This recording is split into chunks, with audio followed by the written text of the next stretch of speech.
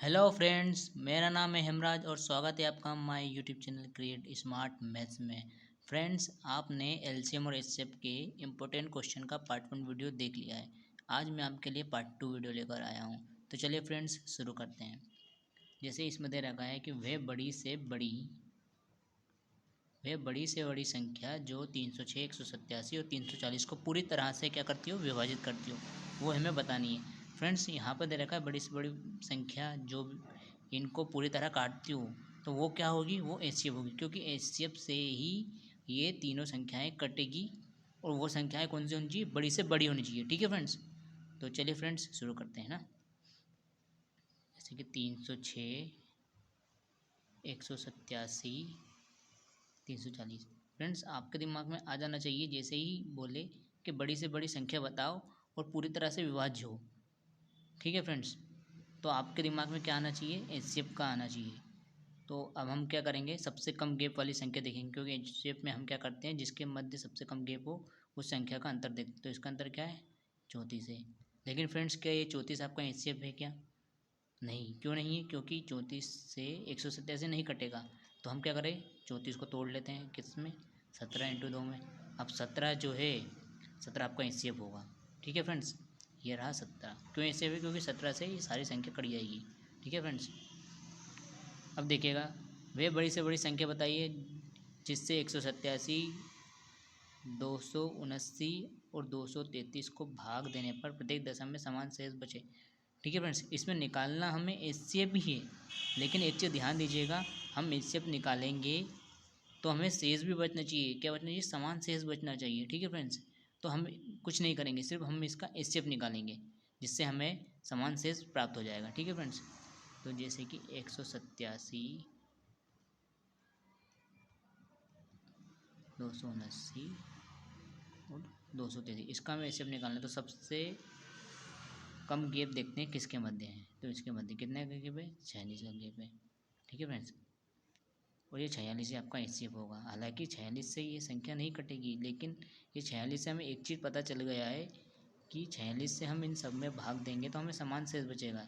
और हमें ऑप्शन में भी 46 दे रखा है। 46 से कम अगर हम देखें, 23 इंटू 2, 23 तो हमें वैसे भी ऑप्शन में नहीं दे रखा है। 36 नहीं हो सकता, ना ही 56 हो सकता है, ना ही 30 हो सकता है। तो ऑप्शन में क्या है, 46। तो 46 क्या हो जाएगा, हमारा आंसर हो जाएगा। ठीक है फ्रेंड्स, नीचे वाला क्वेश्चन देखते हैं। अब इसमें दे रखा है 33, 44 और 55 को भाग देने पर शेष 3, 4 और 5 बचे। फ्रेंड्स, आप एक उदाहरण से समझिएगा। जैसे कि यहाँ मैंने 5 लिखा, अब 2 से हम 5 में भाग देते हैं तो हमें क्या शेष प्राप्त होता है, एक शेष प्राप्त होता है। अगर हम इस एक को इस 5 से घटा दें तो ये 2 से जो संख्या जो आएगी 4 पूरी तरह से कट जाएगी। बस आपको इतना ध्यान रखना है। देखिए, जैसे कि ये क्वेश्चन है, मैंने यहाँ लिखा 33, 44 और 55। ठीक है, कितना शेष बचता है, 3, 4, 5। अगर ये शेष घटा दूँ तो ये संख्या पूरी तरह से कट जाएगी। अब यहाँ बड़ी से बड़ी दे रखी है, तो मैं क्या करता हूँ, इसका एचसीएफ निकाल लेता हूँ। कितना आएगा, 10। 10 क्यों आएगा, क्योंकि 10 से सारी संख्या कट जाएगी और 10 ही आपका आंसर होगा। ठीक है फ्रेंड्स, मैंने ऐसा इसलिए किया क्योंकि अगर मैं इसमें से 3 घटा दूंगा, इसमें से 4 घटा दूंगा, इसमें से 5 घटा दूंगा, तो मुझे ये संख्या जो आई है, ये संख्या पूरी तरह से कट जाएगी। किससे कटेगी, एचसीएफ से कटेगी। ठीक है फ्रेंड्स, अब ये जो 10 एचसीएफ आया है आपका, आप इससे चेक भी कर सकते हैं क्या इनमें भाग देने पर समान शेष बच रहा है। अगर समान शेष बच रहा है तो आपका आंसर है। देखिए, इसमें भाग देंगे 3 बचेगा, इसमें 4 बचेगा और इसमें 5 बचेगा, तो 10 आपका क्या जाएगा, आंसर हो जाएगा। नीचे वाले क्वेश्चन को देखिएगा फ्रेंड्स। नीचे वाले क्वेश्चन में क्या दे रखा है कि बड़ी से बड़ी संख्या बतानी है आपको, कौन सी है वो, जो इसको विभक्त करने पर इतना इतना इतना शेष बचे। फ्रेंड्स, ये जो क्वेश्चन है सेम ऊपर वाले क्वेश्चन की जैसा है। ठीक है, इसमें भी हमें वही करना है।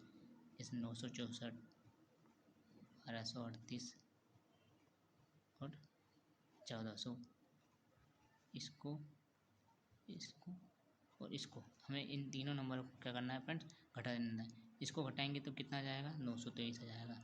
इसको घटाएंगे तो कितना आ जाएगा, 1207 आ जाएगा। और इसको घटाएंगे तो कितना आ जाएगा, 1349 आ जाएगा। ठीक है फ्रेंड्स, अब हमें क्या देखना है, ये संख्या तो पूरी तरह से कट जाएगी। हम जब इसका एचसीएफ निकालेंगे तो ये संख्या पूरी तरह से कट जाएगी। ठीक है फ्रेंड्स, तो मुझे क्या देखना है, सबसे कम गैप किसके मध्य, इसके और इसके मध्य है। सबसे कम गैप कितने का है, 2 4 1। ठीक है फ्रेंड्स, क्या ये संख्या 142 से ये संख्या कटेगी? नहीं कटेगी। क्यों नहीं कटेगी? क्योंकि ये तो वैसे ही विषम है, और 7 जो है 2 के पहाड़े में तो कभी भी नहीं आएगा। ठीक है फ्रेंड्स, तो मैं इसको तोड़ लेता हूँ। इसको कितने में तोड़ना मैंने, 71 इंटू 2 में तोड़ लिया।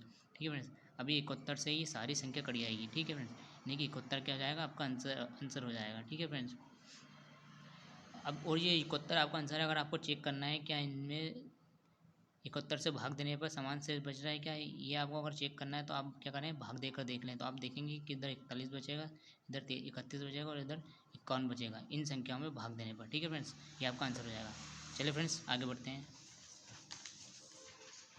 फ्रेंड्स, जैसे कि ये क्वेश्चन है कि दो संख्याओं का एचसीएफ 9 है, योग 36 है, तो कुल कितने युग्म संभव हुए। ठीक है फ्रेंड्स, चलिए फ्रेंड्स, मैंने कल आपको कुछ कॉन्सेप्ट बताया था, उसको एक बार रिवाइज कर लेते हैं। फ्रेंड्स, जैसे मैं यहाँ लिखता हूँ फर्स्ट संख्या, मैंने यहाँ लिखी सेकंड संख्या, मैंने यहाँ पर लिख दिया एचसीएफ और यहाँ पर लिख दिया एलसीएम। ठीक है फ्रेंड्स, मैंने क्या लिखा था, जैसे यहाँ 20 लिखा, यहाँ 25 लिखा, यहाँ इनका एचसीएफ कितना आया था, मैंने इसको तोड़ लेता हूँ, 5 गुणा 4 और 5 गुणा 5, तो यहाँ पर एचसीएफ कितना जाएगा, 5 आ जाएगा। और ये आपका क्या हो जाएगा, 4 और 5 को मैं क्या मान लेता हूँ, रेशो में। ठीक है फ्रेंड्स, तो इससे तो आपका 5 आ गया। और एलसीएम निकालने के लिए आपको पता है, ठीक है, एलसीएम कितना आएगा, 100 आएगा। तो फ्रेंड्स, आपने एक चीज़ को ध्यान दिया होगा कि अगर ये जो एचसीएफ है, ठीक है, अगर मैं एचसीएफ का इन R1 और R2 में अगर भाग देता हूँ तो मुझे वापस यही संख्या प्राप्त हो जाएगी। जैसे 5 चौके 20, 5 25। ठीक है फ्रेंड्स, अभी क्वेश्चन करते हैं, क्वेश्चन की ज़रा ध्यान दीजिएगा। जैसे कि यहाँ क्या बोला है, दो संख्याओं का एचसीएफ 9 है। एचसीएफ 9 है यानी कि मान लो यहाँ पे क्या है, एचसीएफ मैंने 9 लिख दिया। अब मुझे संख्या नहीं दे रखी तो मैंने संख्या क्या मान ली, R1 R2 की जगह x मान ली, y मान ली। अब ज़रा ध्यान दीजिएगा, इधर आइएगा। जैसे कि मैं मान लेता हूँ ये हुई 9x, इसको भाग देने पर ये संख्या बन गई 9x। इस प्रकार से इसको भाग देने पर ये वाली संख्या बन गई। ठीक है, ये 9y। अब इनका योग कितना दे रखा है, 36 दे रखा है। ठीक है फ्रेंड, अब मैं यहाँ से 9 कॉमन ले लेता हूँ तो ये 36 कट जाएगा। ठीक है, 4 आ जाएगा। अब मुझे क्या बताना है, कितने युग्म संभव है। ठीक है फ्रेंड्स, तो ये 4 कब आ सकता है, जब यहाँ 1 और 3 मान रख दिया जाए, यहाँ 1 यहाँ 3। ठीक है फ्रेंड्स, किधर ही रख सकते हैं आप, यहाँ पे क्या रख दो, 0 और 4 रख दो, और यहाँ कितना रख दो, 2 और 2 रख दो। सिर्फ ये तीनों कंडीशन बन रही है। ठीक है फ्रेंड्स, लेकिन कौन सी कंडीशन इसमें स्पेसिफाई कर रही है ये देखना है हमें। तो ध्यान दीजिएगा, अगर मैं इस 1 को इसके साथ मल्टीप्लाई कर दूँ तो कितना हो जाएगा, 9 हो जाएगा। ठीक है फ्रेंड्स, और इस 3 को इसके साथ मल्टीप्लाई कर दो तो कितना हो जाएगा, 27 आ जाएगा। और इनका एलसीएम कितना निकलेगा, क्योंकि चूँकि यहाँ से 9 कॉमन हो जाए, कॉमन निकलेगा, तो इनका एलसीएम कितना निकलेगा, 9 निकलेगा। ठीक है फ्रेंड्स, 9 एकम 9 नत्या 27। ठीक है फ्रेंड्स, और ये इनका योग भी 36 हो रहा है, तो एक युग में तो ये बन गया जो सेटिस्फाई कर रहा है। ठीक है फ्रेंड्स, क्या 0 4 सेटिस्फाई करेगा, ये तो वैसे भी सेटिस्फाई नहीं करेगा। 2 2 सेटिस्फाई करेगा क्या, नहीं करेगा। आप यहाँ रख के देखिए तो 9 दून 18 और यहाँ 9 दून 18, वैसे ही इनका एचसीएफ 9 नहीं आएगा, इनका एचसीएफ 18 है, तो ये तो हो नहीं सकता। यानी कि कितने युग्म संभव हुए, एक युग्म। युग्म मतलब जोड़ा। नेक्स्ट क्वेश्चन देखिए, ये क्वेश्चन भी सेम वैसे ही है, इसमें भी ऐसे करना है, दो संख्याओं का एचसीएफ है तो उन दोनों संख्याओं का योग कितना होगा। अब मुझे यहाँ इसमें एचसीएफ नहीं दे रखा है, तो मैं देखता हूँ क्वेश्चन कहाँ दे रखा है, यानी कि इसमें क्या है, इसका एचसीएफ क्या आएगा, 4 आएगा। ठीक है, यदि दो संख्याओं का एचसीएफ 4 है और उन दोनों संख्याओं का योग 24 है, तो बताइए इस प्रकार के कुल कितने युग्म संभव है। तो ये भी सेम वैसे होगा। अब मुझे यहाँ पे रेशो नहीं दे रखा, तो रेशो मैंने XY मान लिया, तो यानी कि क्या हो जाएगा, संख्या क्या हो जाएगी, 4x प्लस 4y। योग कितना दे रखा है, 24 दे रखा है। इसी प्रकार से मैं इसको क्या कर दूँगा, काट दूँगा, तो कितना जाएगा, कितना जाएगा, ये कट जाएगा, तो यहाँ कितना जाएगा, x प्लस वाई बराबर 6 जाएगा। अब इसको क्या सेटिस्फाई करेगा, ज़रा देखिए। मैं 1 2 यहाँ पे लिख सकता हूँ, 0 और 6। ठीक है, एक यहाँ क्या लिख सकता हूँ, 2 और 4, तब भी 6 जाएगा। यहाँ कितना जाएगा, 1 और 5, और यहाँ कितना जाएगा, 3 और 3। अब कौन सी संख्या सेटिस्फाई करेगी, इसको इसमें अंदर मान रख के देखेंगे। जैसे कि मैं 0 रखूँगा तो वैसे भी एलसीएम में ये सेटिस्फाई करना ही नहीं है, तो ये तो ऑप्शन कट हो गया। 2 और 4 अगर मैं रख के देखता हूँ तो यहाँ कितना जाएगा, 4 दूने 8 हो जाएगा, और यहाँ कितना हो जाएगा, किधर ही रख दूँ और इधर कितना हो जाएगा, 4 चौके 16 हो जाएगा। ठीक है फ्रेंड्स, इनका एलसीएम कितना आ रहा है, 8 आ रहा है। चूँकि 8 एलसीएम नहीं आना चाहिए, एलसीएम सॉरी है एचसीएफ 8 एचसीएफ नहीं आना चाहिए, एचसीएफ कितना आना चाहिए, 4 आना चाहिए। तो ये भी सेटिस्फाई नहीं होगा। अब एक और 5 को रख के देंगे तो 4 हो जाएगा और यहाँ 20 हो जाएगा, यानी कि इसका एचसीएफ कितना आएगा, 4 आएगा। ठीक है फ्रेंड्स, ये सेटिस्फाई हो जाएगा। अगर ये रखूँगा 3 और 3 वाला, तो यहाँ भी 4 तिया 12 और यहाँ भी 4 तिया कितना हो जाएगा, 12 हो जाएगा। तो यानी कि ये भी नहीं आएगा। ठीक है फ्रेंड्स, एक और 5 का मैंने देखा है, 4 4 5 20 यानी कि 4 आ रहा है। और इसका देखते हैं 4 दूना 8 और ये यानी कि नहीं, तो इसका आंसर कितना आ जाएगा, 1 और 5। सिर्फ एक युग में ही संभव है। ठीक है फ्रेंड्स, तो ये आपका क्या जाएगा, आंसर हो जाएगा। ये क्वेश्चन देखिएगा, 2 संख्या, ये तो मैंने आपको कल बताया था, इस पर आधारित एक क्वेश्चन भी, बहुत से क्वेश्चन भी किए थे। अब आपको क्या दे रखा है, यहाँ एलसीएम दे रखा है। एलसीएम कितना दे रखा है, 455 दे रखा है। ठीक है, तो मैं यहाँ लिख देता हूँ 455 एलसीएम और एचसीएफ लिखता है और यहाँ पर रेशियो आता है, पता है आपको, अगर आपने कल वाला वीडियो देखा हो तो। ठीक है फ्रेंड्स, क्या बोला है, एक संख्या 75 और 125 के बीच में होनी चाहिए। पहले तो इसको काट देता हूँ मैं, देखते हैं 40 53 65, यहाँ बचेगा R1 R2 बचेगा। ठीक है फ्रेंड्स, अब देखिएगा, इसको मैंने तोड़ दिया 7 × 5 में। ठीक है, 7 × 5 में मैंने जब इसको तोड़ा